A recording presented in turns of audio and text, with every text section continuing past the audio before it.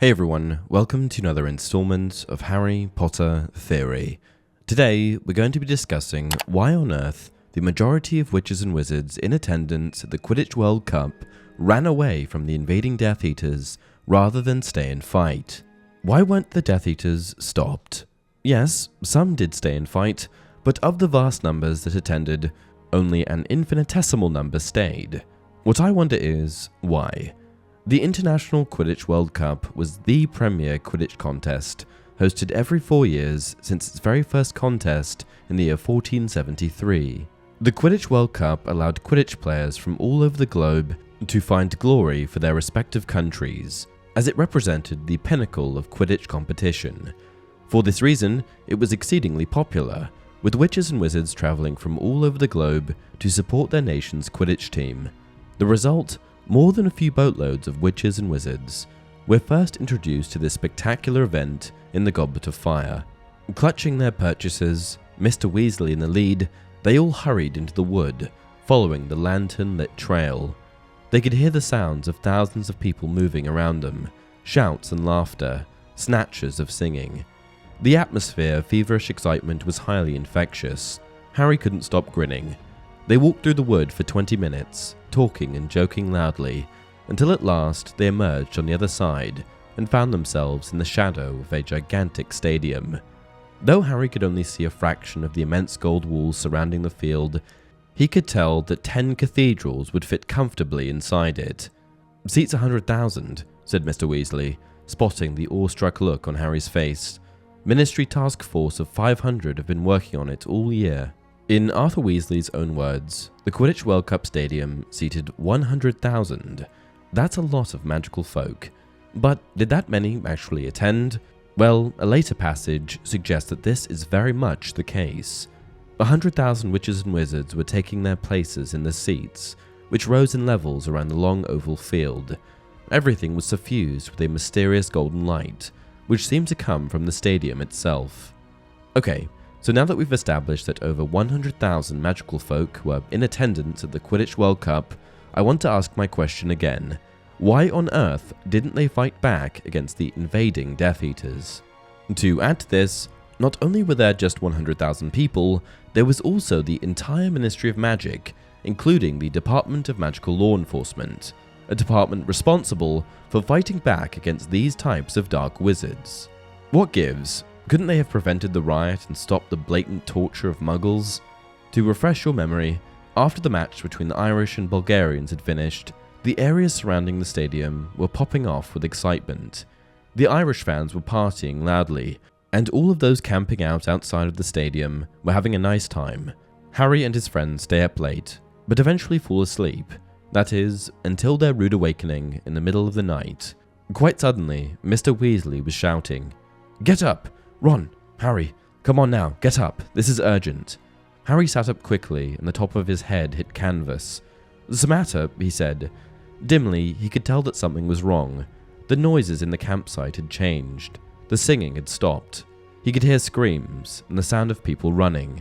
By the light of the few fires that were still burning, he could see people running away into the woods, fleeing something that was moving across the field toward them, something that was emitting odd flashes of light and noises like gunfire.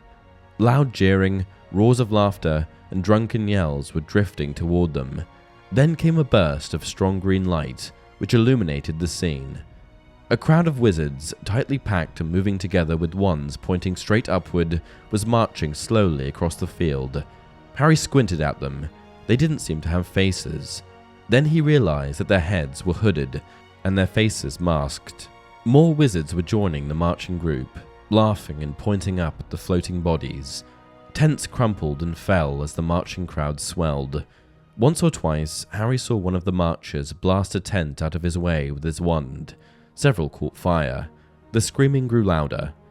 Now, we eventually find out that these masked, hooded wizards were Death Eaters, launching a haphazard, potentially drunken attack on the Quidditch World Cup in order to cause mayhem and, somewhat, portray loyalty to the Dark Lord. The attack itself wasn't coordinated, and was more or less the Dark Wizard equivalent of blowing off steam, kind of like when football hooligans take things too far. Still, burning tents and torturing muggles is alarming to say the least, which is what prompted some sort of defense. "We're going to help the Ministry," Mr. Weasley shouted over all the noise, rolling up his own sleeves. "You lot, get into the woods and stick together. I'll come and fetch you when we've sorted this out." Ministry wizards were dashing from every direction toward the source of the trouble. Okay, so Ministry wizards and the Weasleys were making every effort to confront these Death Eaters, but what I want to know is why they weren't stopped. Based on what I can see from the chapter The Death Eaters in the Goblet of Fire, it's reasonable to deduce that there were only 17 or so Death Eaters at the scene of the crime. Barty Crouch Jr., Avery, Wormtail, Lucius Malfoy, Walden McNair, Crabbe, Goyle, Nott, and an unknown number of random Death Eaters, potentially Electo, Amicus Caro, Rowell, Yaxley, Selwyn, Wilkes, Gibbons, Jugson. Karkaroff wasn't there, Snape wasn't there, and the rest of the known Death Eaters, Bellatrix, Rodolphus, Rabistan, Dolohov, Rookwood, Mulciber, and Travers, were all in Azkaban at the time of the Quidditch World Cup. So again, what was the big deal about 17, primarily low to mid-level Death Eaters, causing a ruckus? Why couldn't they be promptly stopped? Couldn't they have been immediately overpowered? Okay, with some analysis, it looks like there are a few things at play here. I'm going to start with one passage in particular, because I feel that it is of particular importance. The crowd beneath the Roberts family was larger than ever. They could see the Ministry wizards trying to get through it to the hooded wizards in the center, but they were having great difficulty. It looked as though they were scared to perform any spell that might make the Roberts family fall.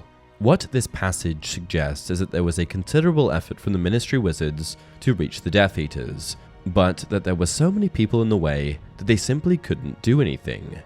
Furthermore, the Roberts family were being actively tortured, which meant that Ministry wizards were hesitant to pull the trigger for fear that the Roberts family would be dropped from the air. Okay, so that's one reason that the Death Eaters weren't stopped in their tracks. Here are some of the others.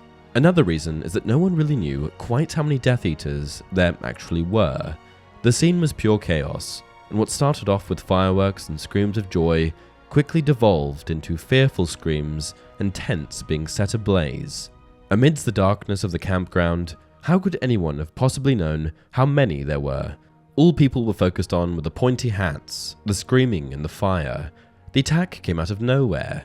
I expect that this lack of information certainly would have caused the lay witch or wizard to lean towards flight rather than fight. Hence, crowds of disorganized chaos effectively preventing the real defenders from reaching the Death Eaters.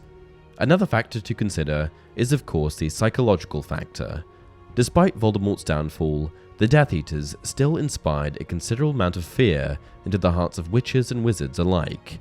If you suddenly saw Death Eaters and you were drunk and unprepared, you'd probably freeze and just end up running away, which is what happened en masse.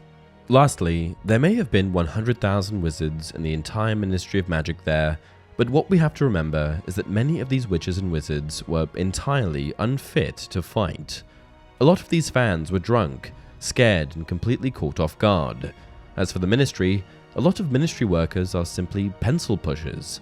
How are they supposed to be expected to navigate a random dark wizard attack? That's what the Department of Magical Law Enforcement is for. We know that eventually the chaos ends with Barty Crouch Jr. casting the Dark Mark into the sky, prompting the Death Eaters to disapparate and flee in fear. This is because these disloyal Death Eaters were more than willing to engage in Muggle torture, but not even remotely willing to search for their former master. And that's it for this video. Did you guys ever wonder how the small number of Death Eaters at the Quidditch World Cup were able to get away unscathed? If you have any Harry Potter questions or video requests, please leave a comment down below. Until next time, remember, it does not do to dwell on dreams and forget to live.